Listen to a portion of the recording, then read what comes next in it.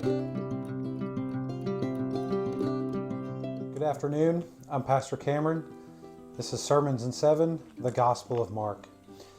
If you've been trekking with us through the Gospel of Mark, 7 minutes at a time, what you're finding, or what I hope that you're finding, is that as the late Pastor Warren Wiersbe said, that this is a gospel where Mark shows that Jesus is victorious. Jesus is victorious over sin and death and hell and fear and nature. It's also a gospel where Mark is showing that Jesus is a servant. And so we find ourselves this afternoon in Mark chapter 8, verses 27 through 30. So let's read this, and then I'm going to make some observations, and hopefully this will be beneficial to you. So Mark chapter 8, 27 through 30 says, Jesus went out with his disciples to the villages of Caesarea Philippi. And on the road he asked his disciples, "Who do people say that I am?" They answered him, "John the Baptist, others Elijah, still others one of the prophets. But you," he asked them, "who do you say that I am?" Peter answered him, "You are the Messiah." And he strictly warned them to tell no one about him. Well, this is interesting because what we have going on here is really five points jump out to me. Is where they are, Caesarea Philippi. The first question that Jesus asks is, who do others say that I am? The second question is, who do you say that I am? And we get Peter's response, and then Jesus responds to them, and he responds to that response of Peter. And the parallel version here can be found in Matthew chapter 16, verses 13 through 20. It gives us a little bit more detail. But I love the fact that Jesus is talking with his disciples. Another translation says that they went out from the villages of Galilee into Caesarea Philippi. So they're going outside of really kind of some Jewish influence into a Gentile, at least in ideology, controlled area.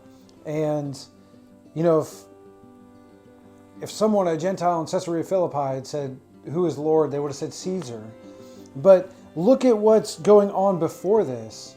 Jesus, to get us right here in the middle of Mark chapter 8, Jesus, or the latter part of Mark chapter 8, Jesus has been talking about the leaven of the Pharisees and that of Herod. And then he takes them into Caesarea Philippi, and they have this conversation.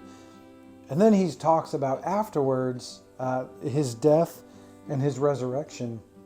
And so Jesus is trying to get a response from them. Hey, I want to know who others say that I am, and I want to know who you say that I am. And I love the fact that Jesus takes them away from the Jewish context, conversation at least, to get this response as to where they were geographically. But also, I love the fact he says here the first question he asks is, "Who do others say that I am?" Well, this is an important question for Jesus to ask and for us to ask. I think of two different contexts where this is very important. If you're going to go into a place and share the gospel, you probably want to know what they think about Jesus. What is the response going to be? What are you going to get in way of response when you go in and start talking about Jesus? So it's an important question to know. What is this culture? What is my neighborhood? Who do people I'm around? What do they say about Jesus? The second reason that this is important, I believe, is because it's a great conversation starter. We can have, and this is important, right? We can have a lot of conversations. We can have a lot of similarities about things in life. But there's a dividing line, friends, when it comes to who Jesus is. And so if you're in Walmart, if you're in, you're going through social media, if you're doing whatever it is, and you want to talk to someone, a great conversation starter would be like, "Hey, who do you think Jesus is? Who do you think Jesus is?" And that way, when you get a response, you can therefore respond. You know how to respond. I love that. But it's still a general question, is it not? It's like, hey, what is this culture? What is this? What is my neighborhood? What are my friends? What do they say? Or who do they say that Jesus is? That's important. But it's not nearly as important as the second question that Jesus asks, which is, he goes from a general question to a very specific question. Who do you say that I am? Who do you say that I am? This is a much more important question because truthfully, eternity hangs in the balance. And between these two questions, Peter, or at least some of the disciples, they answered him and they say, well, this is who people say you are. Some say you're John the Baptist, others Elijah.